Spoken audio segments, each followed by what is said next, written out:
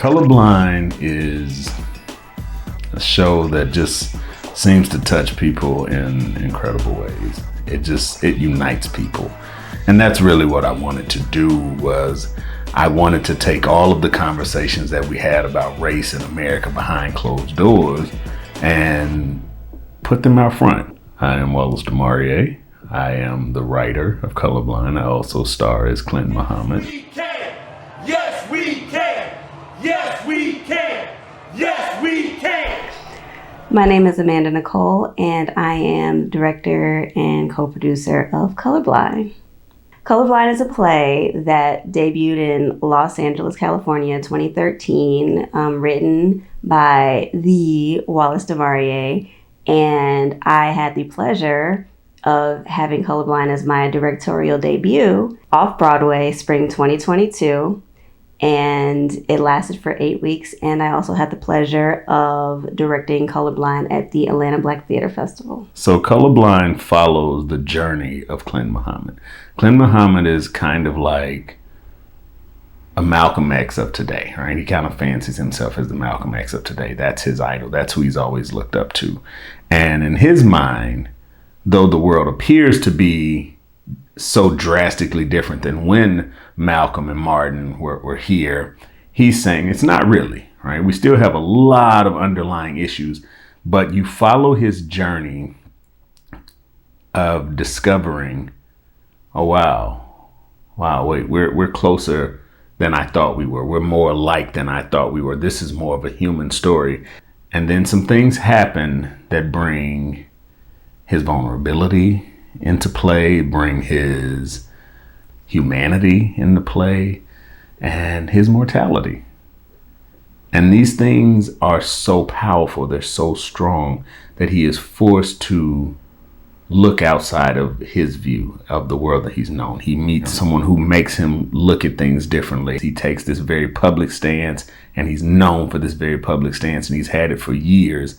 And then life events leads him to a better understanding.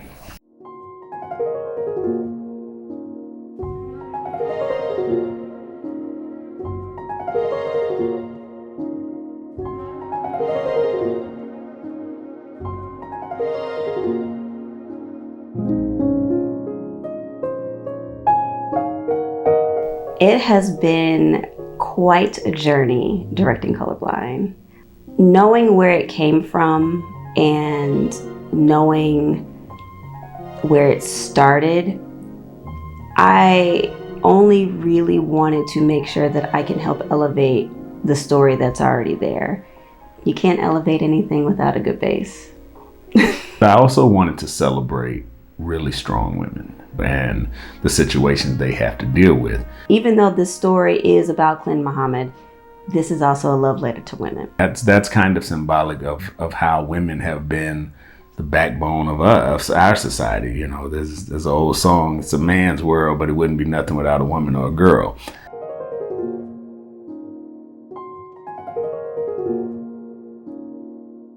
Seeing the original show in 2013 and thinking of ways to elevate it was an interesting journey in itself, because I wanted to add music. I wanted to go a little bit deeper into certain characters. I wanted to try different things. I wanted to break some rules. Letting everyone do their thing has been awesome, and it shows on stage. I was also able to allow some silly moments to show through, and I think that's amazing. Have laid your healing hands upon him, and now all is right with the world. Can I get an amen? Amen. I want to see Colorblind all over the world, international, to be honest with you. Being all over the country is one thing, and I can't wait to take this on tour, but I want to see this be on the West End. I want to hit all the major cities and a few of the minor cities. I want to hit them all. I want to find the nooks and crannies that need this show, and I want to bring it there. I want some kid that I'll never get to meet. I might be long gone by the time he stumbles across Colorblind to write something that will also impact the world because he saw Colorblind. I think the world deserves to see this, and Also, maybe a movie. When you see it in your city, go see it. Bring friends. What's next for Colorblind? You'll see.